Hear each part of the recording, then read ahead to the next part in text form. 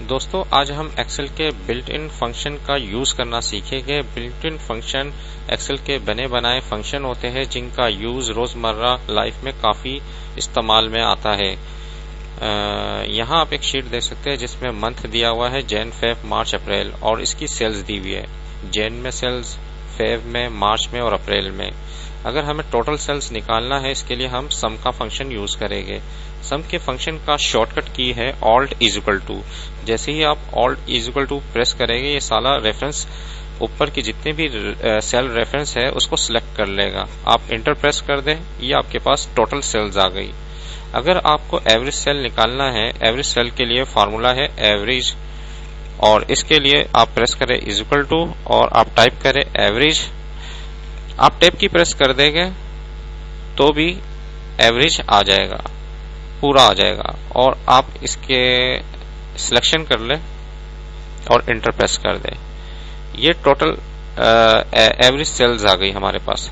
अगर हमें minimum sales मालूम करनी है इसके लिए आप is equal to MIN tab की और सिलेक्शन कर लें किसकी मिनिमम, किस में से आपको मिनिमम सेल्स चाहिए। इस वक्त मिनिमम सेल्स जैन की है, जनवरी की है और ये डिस्प्ले हो गई। अगर आपको मैक्सिमम सेल्स मालूम करनी है इस रेफरेंस में तो आप इक्वल टू MAX और टैब की प्रेस करें और सिलेक्शन कर लें कि किसमें से मैक्सिमम सेल्स आपको चाहिए।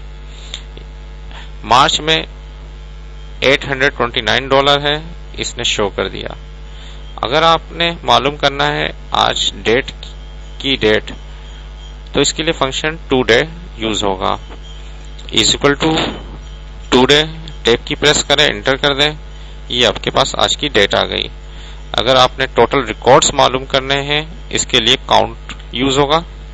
Is equal to count, tab की और सिलेक्शन कर लें, ये बता देगा आपको कि कितने टोटल रिकॉर्ड्स है। देखिए बिल्ट इन फंक्शन का यूज कितना आसान है और कितना यूजफुल है।